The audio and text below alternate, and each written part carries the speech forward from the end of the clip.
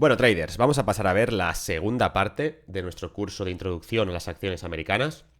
Y vamos a pasar a ver, como dije, va a ser la parte introductoria y vamos a ir desglosando el mercado para entenderlo un poco mejor. ¿De acuerdo? Porque cuando lo entiendes, entiendes que hay diferentes participantes que tienen diferentes reglas y sale a la luz diferentes estrategias que podemos utilizar para ganar dinero. ¿De acuerdo? Vamos a entender de qué se compone la bolsa de Estados Unidos. ¿De acuerdo? Vamos a ver tres elementos. Las principales bolsas de Estados Unidos son el NYSE, el Nasdaq y el Amex. ¿Vale? Son las tres que más nos veréis utilizar o sea, nos veréis operar en nuestra sala. Entonces, principalmente lo que está más regulado y donde están las acciones un poquito más serias, digamos que son estos tres bloques de aquí, en el NYSE, en el Nasdaq y en el Amex. ¿De acuerdo? OTC serían las menos serias, las que no tienen tantas restricciones. Pero vamos a ir viéndolo uno por uno. ¿De acuerdo? Primero encontraremos el NYSE. NYSE son las siglas de New York Stock Exchange. Es una de las bolsas más antiguas e influyentes del mundo, ya que es la cuna de las empresas más fuertes que suelen estar en Estados Unidos. ¿De acuerdo? Fue fundada en 1792. De hecho, la historia es bastante curiosa porque la gente en Wall Street literalmente era una calle en la que había un muro y había una zona en la que había unos árboles, ¿de acuerdo? Y la gente se juntaba debajo de los árboles para intercambiar los papelitos que representaban las acciones que ellos poseían de las empresas de la época, intercambiarlos por dinero. ¿De acuerdo? Todas estas agrupaciones espontáneas que se iban dando en esa zona se fueron profesionalizando hasta que realmente se le acabó llamando Wall Street y se acabó fundando el New York Stock Exchange en esa zona porque realmente era donde había empezado a hacerse todo el tema de transacciones de papelitos, ¿no? Que eran en aquella época por dinero. Y obviamente aquí, pues, la sede está en Wall Street, se acabó convirtiendo en el distrito financiero de Nueva York y prácticamente del mundo entero.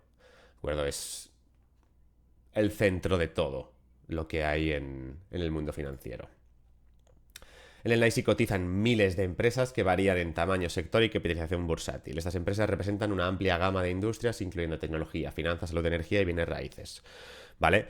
Digamos, para hacerlo en un lenguaje más llano, digamos que son las empresas más tradicionales. Realmente en el NYSE pues tendremos Coca-Cola, tendremos Johnson Johnson seguramente. Esto lo digo de memoria, pero seguramente vaya a ser así.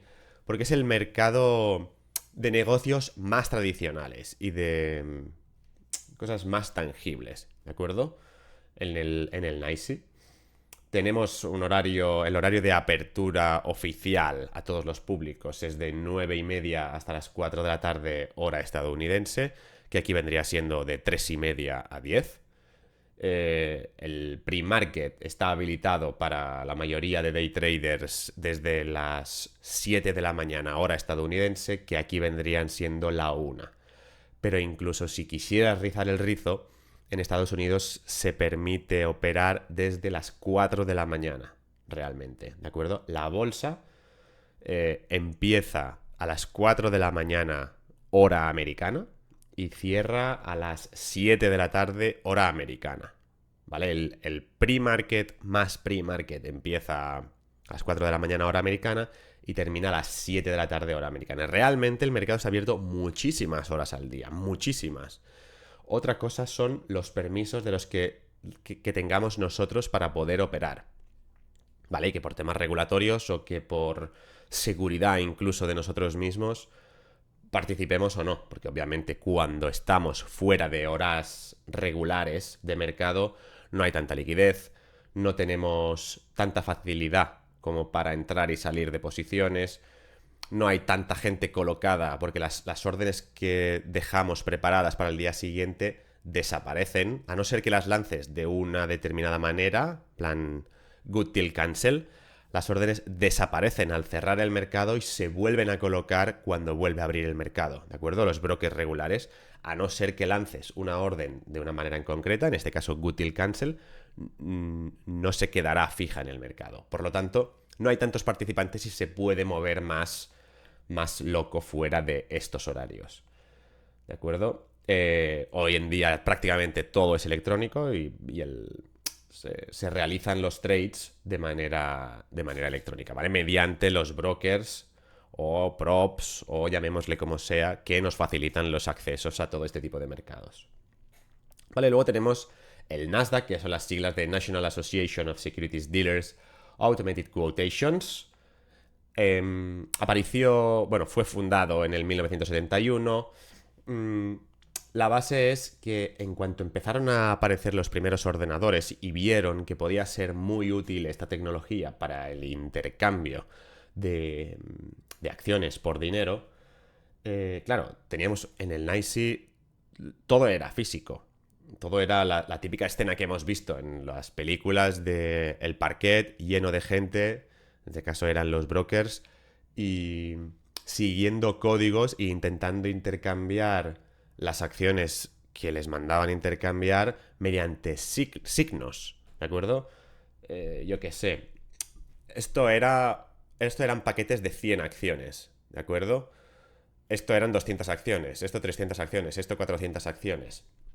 Entonces tenemos que las imágenes, cuando alguien hacía así, era que ese broker en el NYSE quería vender 400 acciones de la empresa que estuviera diciendo. Y si quería hacer así, es que las quería comprar. ¿De acuerdo? Si hacía así con dos, pues quería comprar dos. Y si hacía que con una, pues quería comprar una. Viceversa, vender dos. ¿De acuerdo? Pero todo esto era mucho follón. Había en las buenas épocas de la bolsa, la gente podía, de tanta gente que había en los parquets, podía levantar los pies del suelo y se quedaba flotando porque todo el mundo estaba así, apretado en el mercado, ¿de acuerdo? Todo esto fue un engorro y con la aparición de todos los sistemas electrónicos, de ordenadores y tal, se les ocurrió la brillante idea de fundar el Nasdaq, ¿de acuerdo? Todo pasaba a ser electrónico. Por lo tanto, se ganaba rapidez en las negociaciones, se ganaba que el volumen podía subir y por lo tanto podían crear una bolsa muchísimo más atractiva para los inversores y captar dinero, que al final es de lo que se trata para que a largo plazo la institución crezca, ¿no? Y se invierta en un país. Normalmente en el Nasdaq cotizan empresas farmacéuticas o de nuevas tecnologías, ya sea electrónicas o no, yo que sé, pues PayPal, típico Tesla, más tecnológicas que negocios tradicionales, ¿de acuerdo? Simplemente porque igual los procesos de listado son más afines a este tipo de empresas. Por otra parte, también tenemos el Amex, que no nos lo veréis operar mucho cuando entréis en la sala. Se fundó en 1842 como una alternativa al NYSE y originalmente se centró en la negociación de acciones, bonos de pequeñas empresas y medianas empresas. ¿De acuerdo? Tiene el mismo horario que el NYSE. Al final ha acabado un poquito más en el Amex, creo que es el exchange donde cotizan los ETFs y donde cotizan todos los productos creados, yo que sé, que son baskets, ¿vale? El SP, el SPY, cotiza en Amex.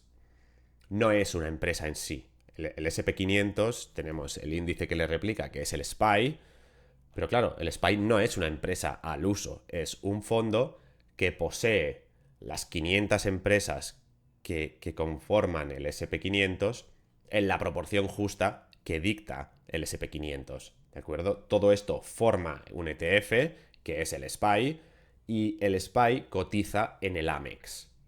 ¿De acuerdo? Si queréis verlo, si queréis ver el SPY, tendréis que contratar los datos de Amex. No os valdrá contratando los datos de NYSE o de Nasdaq, porque no cotizan en esos mercados. ¿De acuerdo? También a los europeos, creo que nos imponen, al menos en mi broker, nos imponen algún tipo de restricciones a poseer, o sea, a operar, digamos, en este tipo de mercados en Amex, pero veréis que en nuestro tipo de operativa utilizamos cosas en el Amex como referencia para tener un sentimiento del mercado en general, ¿de ¿de acuerdo? Porque podemos ver el SPY, por ejemplo, y ver cómo está el sentimiento macro en ese mismo día o si ha sucedido algo. Y bueno, digamos, no el más interesante, el más curioso, que sería Over the Counter, OTC, que son las empresas que no llegan a cumplir los requisitos que marcan el NYSE y el Nasdaq para que coticen en esos exchange, ¿de acuerdo? ¿Por qué? Por ejemplo, se me ocurren, uno de los requisitos que tiene que tener una empresa para seguir listada en el Nasdaq o en el NYSE es valer más de $1. Si la empresa no es capaz de mantener el precio de la acción por encima del dólar, las empresas están obligadas a realizar un split, reciben una notificación del regulador y las empresas están obligadas a realizar un reverse split mediante el cual, si por ejemplo la empresa valía 50 céntimos durante 6 meses, reciben la notificación de que ya no pueden seguir así y tienen que hacer un split, por ejemplo, de 1 a 10.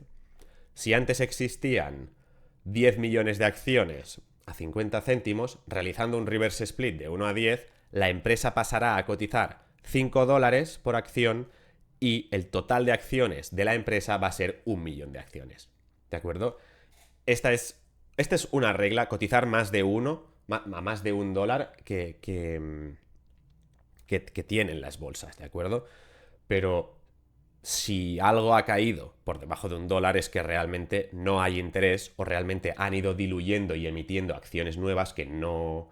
¿Por qué? Porque el propio negocio no se sostiene por sí solo. Entonces, es un poco un equilibrio que hay que cuidar, ¿de acuerdo?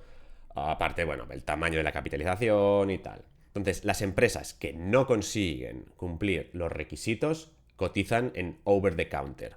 Una vez ya los cumplen, porque pueden crecer, pues el negocio puede crecer mientras ellos están cotizando en over the counter, pueden aplicar para ser listadas al NYSE y al Nasdaq. Este evento, como os digo, el aplicar y que te aprueben el ser listada, se llama uplisting y suele ser un catalizador muy bueno para todo este tipo de empresas. Entonces, es algo a tener en cuenta porque se puede llegar a dar el caso de que operemos algo OTC porque tenemos un catalizador, pero realmente no será el core de nuestra estrategia, ¿de acuerdo? Simplemente saberlo y saber estructurado porque viceversa también. Cuando tenemos small caps que normalmente están machacadas, que no cumplen con estos requisitos, van a hacer reverse splits para intentar cumplir con la normativa de las bolsas, lo que puede hacer que se conviertan en aún más low float y nos las puede convertir en interesantes para nuestra operativa. Y tenemos que cuando hay una noticia en una OTC, pues puede darnos alguna entrada buena debido al catalizador. ¿De acuerdo? Si tenemos el catalizador y hay alguno de los patrones que nos gusta, pues es candidata a ser operada. En este curso vais a encontrar los conceptos básicos para empezar vuestro camino en acciones americanas. Pero si realmente queréis formaros y queréis sacarle todo el jugo a nuestra formación, darle al link que tenéis en la descripción y os informáis en nuestra página web.